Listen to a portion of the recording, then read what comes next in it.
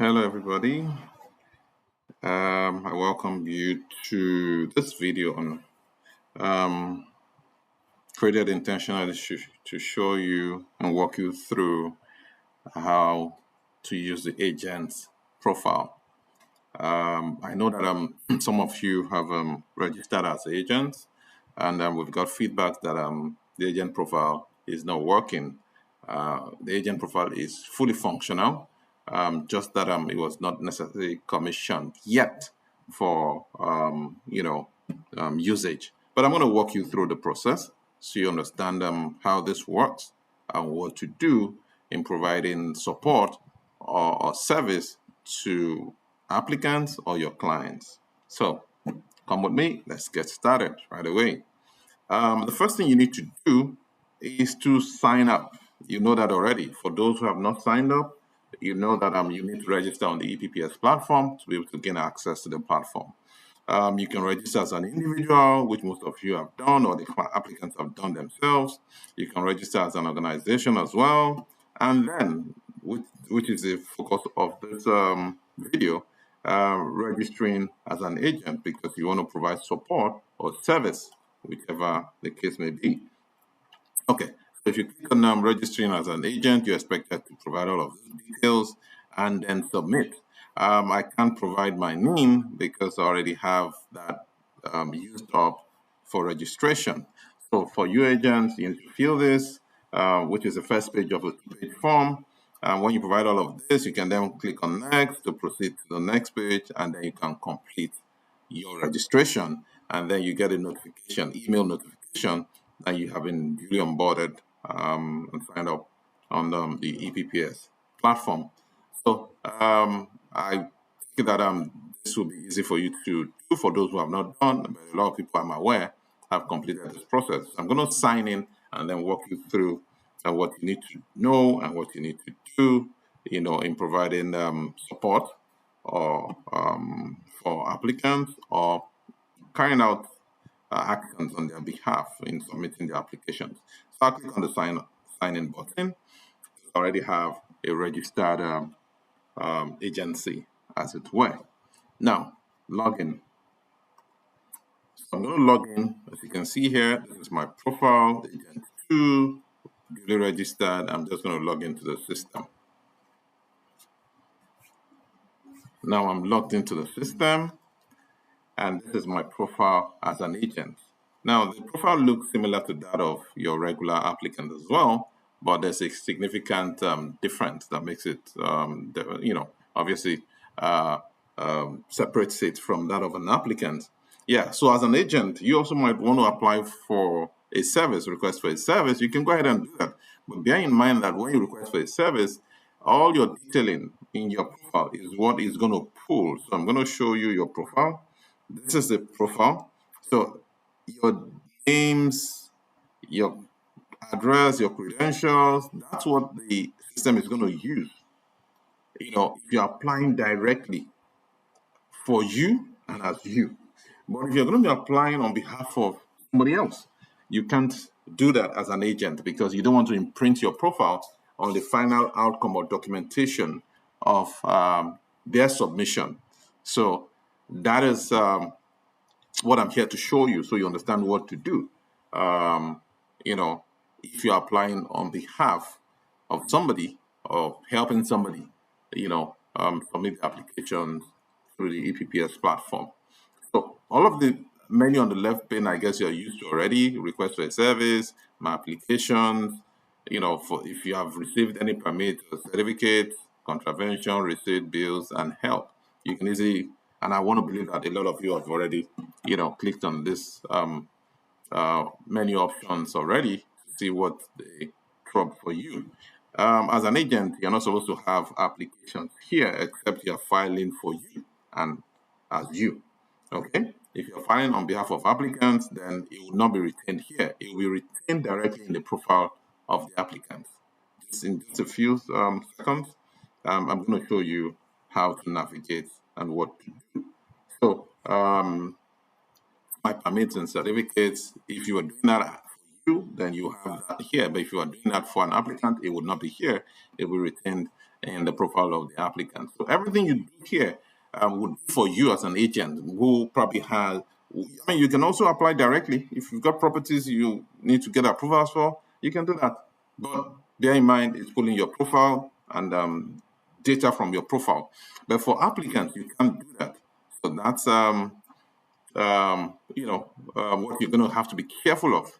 So if you're going to apply for on behalf of an applicant or you're providing support for an applicant, this is the critical juncture you need to pay close attention to. Well, what do I do, to help out an applicant? This button here, it says switch to applicant. That is an important button to change profiles, switch profiles from you as an agent, taking up the form of an applicant on the behalf of the applicant. So what that means is, if I want to apply for a service on behalf of an applicant, the first thing I'm going to do as an agent is to switch profile. Every applicant must have a profile on the EPPS. It's just like you going to a bank and say you want to have a deposit in the bank. You must have opened a bank account before they can put the deposit there. They won't take your money and put it in somebody else's account and begin to manage it from somebody else's account. No, the money will be put in your account. And if you don't have an account is created for you right there and then the deposits are made or is made into your account. And going forward, regardless of the fact that you can't operate the account or you need help to operate the account, the money remains in your account and the people can then render assistance, in helping you with the process of any of the processes, banking processes that you require to apply for. So same is the case here. So every applicant must have a profile where you then keep your deposits, akin to the banking example, in your account. So all applications are kept in your own personal account, not the agent's account. The agent can help you operate your account, can help you do your submissions, but everything pertaining to you needs to be kept domiciled in your own account. So the agent would have to switch to the applicant's account. Should it happen that at the point of you doing this, the applicant does not have an account yet, as you can see on the screen, you can go ahead and register the account, an account for the applicant. So you can register the applicant. Maybe it's an individual, you go ahead through the process of registration. It might be an organization, you go through the process. Now you are registered as an agent already, so you don't need to do this. So I'm not going to walk you through this because it's something that you probably have done already, and it's easy. Just click on next and follow the prompts and provide all of the required details, and then you can create an account, and the applicant is onboarded on the system. So I'm going to sign in as an applicant because that's our focus. The assumption is the applicant has an account already. Okay. So again, I'm going to go to my button here, which is the switch. Every account created has what we call a unique account ID. So every applicant invariably has, a unique ID. So if you're going to be carrying out submissions on behalf of the applicant will have to provide you their unique EPPS account ID. How do they get that? Okay. In the mail trigger to them for sign up or registration, they should have this unique account ID embedded in it. Let's just assume that they do. It's not even there. It's not contained in the ID. Then we can then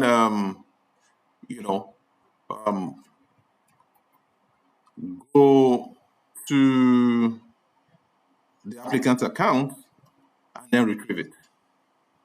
Okay, we can go to the applicant's account and retrieve it.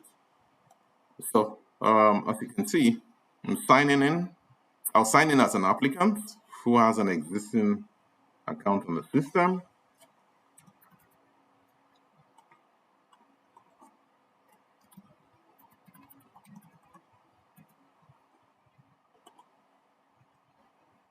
Okay, so I'm logged in as an applicant. Now, the assumption is this is done, by the applicant from his own comfort of his office, home, anywhere. But the important thing is that he's able to provide you with his or her unique EPPS account ID. And to do that, applicant will have to navigate to his profile or her profile and click on View Profile. And as you can see, topmost here is EPPS account ID. This is unique to every applicant. So applicants will copy this and send to the agent, so the agent can then request for what we call an OTP. Okay?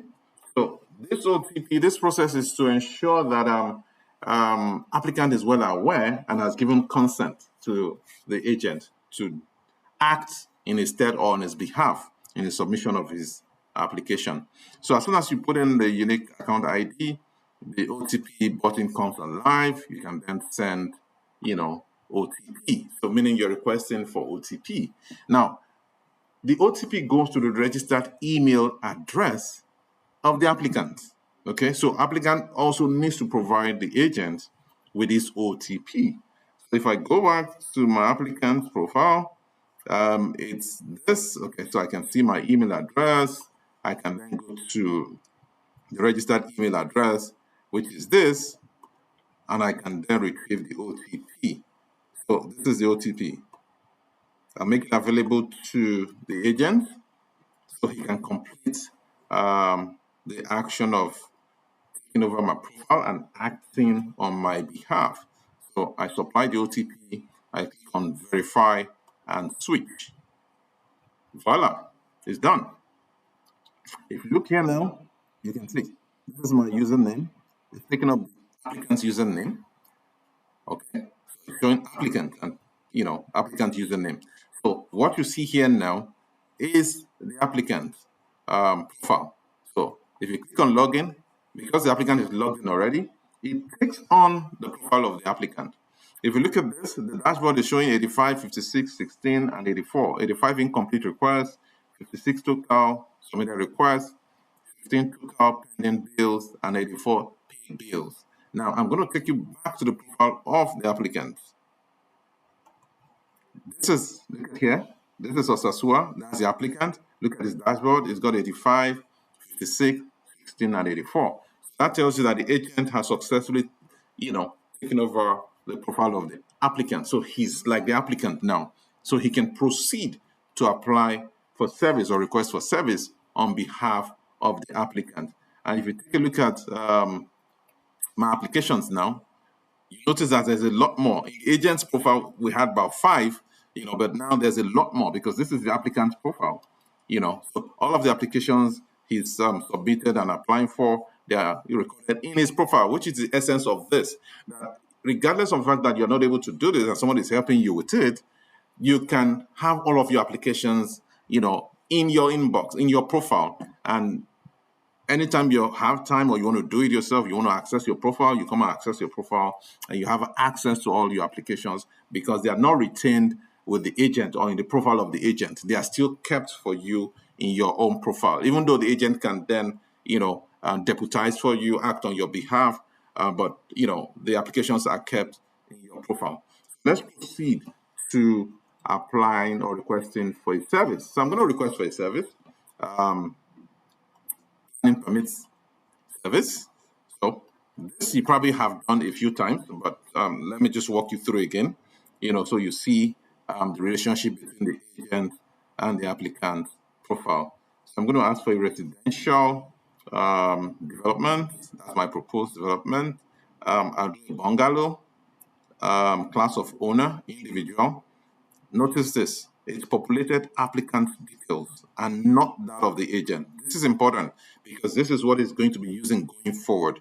So if you go and don't switch an account and then you apply straight, it's just going to populate the agent's profile. And the implication of that is this is what is going to be imprinted on the documentation going forward, on the payment receipt and eventual output document, which will be the planning permit. It's important that agents pay attention to this and then they do the switch if they're acting on behalf of any client or supporting an applicant. I'm going to fill the requisite documentation, So the first accordion says provide all of this information. Again, these are things you probably have done a few times already. So I'm just going to go ahead and provide some of this documentation so we can complete this process. Do I have a permit, fencing permit? No, I don't. Is this yes, no? Depending, you are going to supply data accordingly. Please provide the relevant data accordingly. Okay. So, origin of survey, let's say street here, your reference on survey, let's say this. All of this information will be contained on your applicant's documentation. So you retrieve all of this from applicant's documentation. Access to land is defined. I say yes. What's the property address? Then I'm going to provide it. So it's important that you provide this because this is your proposed development. This is the address of that proposed development. So I'm going to say 24 Joel Ogunaike Street, G R GRA. Okay. Then I'm going to fill this place. This has to be in sequence. You start from the property state to the LGA to the property city and the district because there's a validation. So when you pick the first one rightly, it then triggers the data for the next one. So meaning if I pick the state and I pick LGA, I have data. But if I pick state and I go to city, no data to display. Why? Because the sequence is state, LGA, city, and district. Okay. If I also click on district, I won't get any data. So I go back, I must first follow the sequence and then pick my LGA, Ikeja, come to my city. My city is GRA, and then I can then have my district, which is Ikeja. Okay. Now, this survey, number of structures existing, 0. Proposed structure, 1. Number of units, 1, 2. Bungalow, could be 1, it could be 2. Height, maybe 7 meters, maybe 5 meters, whatever is appropriate, you fill in. Number of units proposed per structure is just one structure, and I'm saying number of units is 1. It's a bungalow. Total number of units is 1. It's important you fill this rightly because the system picks these details in processing. Now, I come to the details of the professional. I know that you've got a lot of feedbacks on this, providing these details. Let me just quickly state that the feedbacks have been noted and that providing this detail, the only required or mandatory accordion is that of the architect. Okay? Is that of the architect. The other professionals are not necessarily required, meaning it's not mandatory. If you fill them, that's fine. If you don't fill them, it's also okay. You'll be able to submit your forms going forward. So let's provide NG close.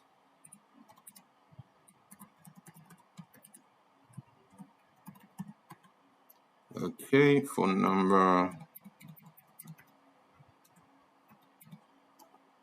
email address.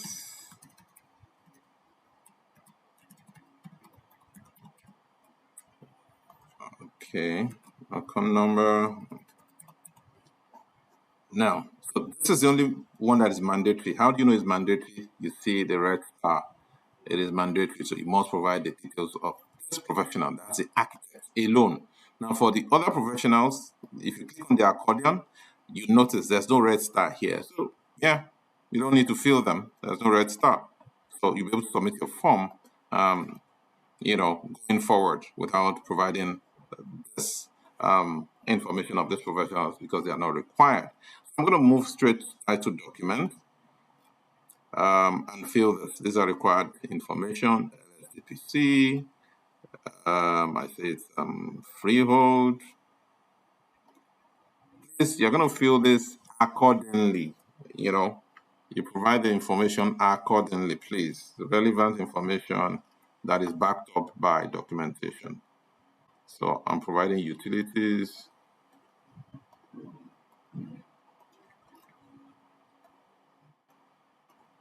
So now I'm done. So I'm going to submit this document. I click on next to proceed.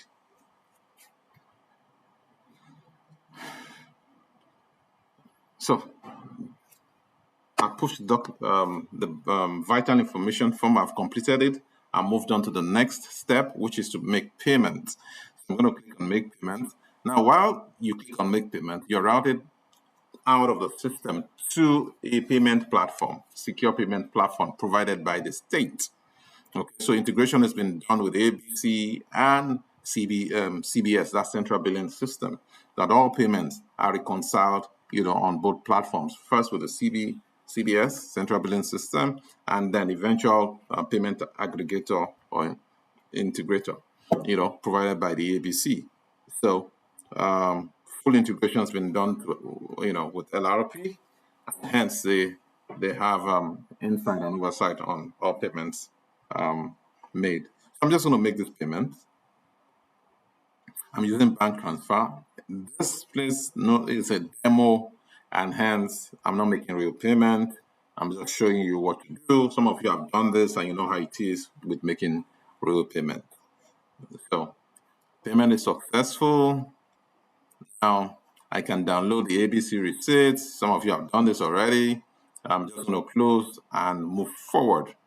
Okay, now the same receipt is sent to me via email, the registered email. You saw me impute the registered email, and I get receipt. I'm going to cut short this process so I can move forward.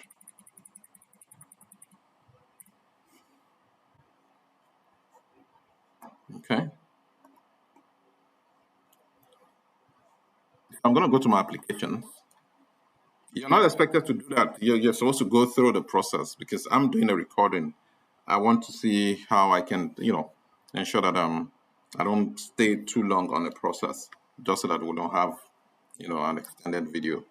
So now I come here. If payment was not successful, I would not have upload document because the application works on the premise of the fact that certain actions must happen before the next one, is triggered. So if payment was not successful, I won't be able to do this. I won't have this feature available to me. So I'm just going to upload this as might be required.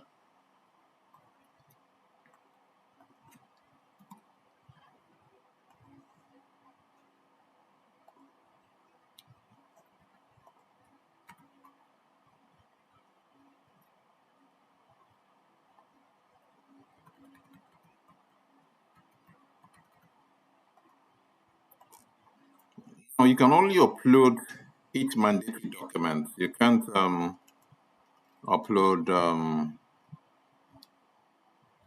twice.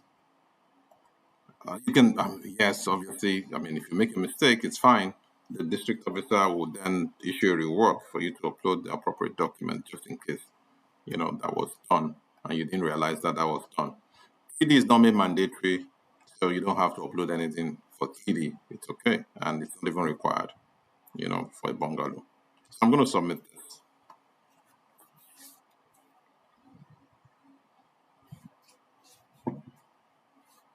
So all my documents have been uploaded, and I have clicked on proceed, to submit them, and then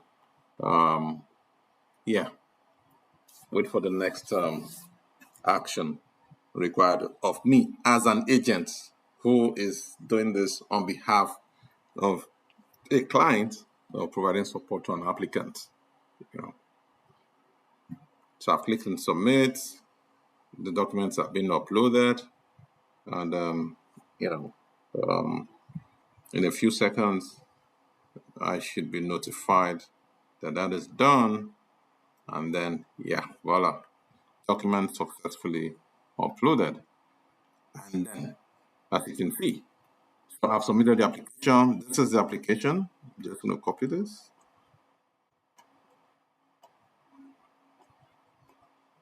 copy. Look at the time, 13:21. That's what's the time? Yeah, this is 1:25, which is 13:20. I began the application at 13:21, and this is in less than 5 minutes. I've gone through the whole thing and submitted. So it took about 4 minutes to submit my application. Now, this is important to the applicant and those providing support to the applicant. You can look at the status, check the status at every point in time, who is doing what and where your application is at. So this is what you get: application with district officer and architect. So you've submitted, your bid is done. You're only just going to wait for them to review the documentation and come back to you if they require to do something else, maybe provide clear documentation, or they will do that, or they're saying your application would not, for the proposed development, does not suit the land use, whatever the case may be. They come back to you with a review. For every action carried out, applicant receives a notification, an email notification. Okay, they're notified via email.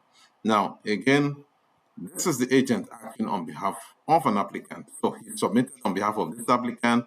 He can move on to the next applicant. And for him to do that, because now he's waiting for feedback, on this application he's done on behalf of this applicant. So he will need to disengage from this applicant. So again, I'm going to the dashboard. So you can see it was 85 when we started, it's 86, and this is the applicant's profile, not the agent's profile. So the agent has to consciously disconnect from the applicant's profile so that he can then undertake, other assignment on the behalf of other applicants or clients.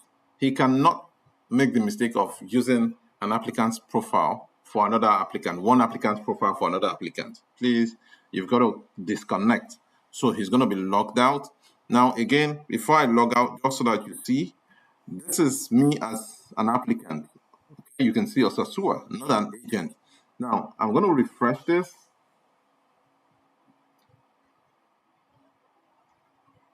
You can see 86. It was 85. Now it's 86. This is the applicant's profile. Okay. So I'm going to disconnect as an agent from this applicant because I'm done with this applicant. I need to undertake other applicants or clients and run their service as well. So I'm going to have to disconnect. So I'm going to click on logout and I'm done. He's logged out of the profile of that applicant. Now, this is his own profile. Now, as you can see, it's reverted back to 5501. This is the agent's profile, no longer the applicant's profile.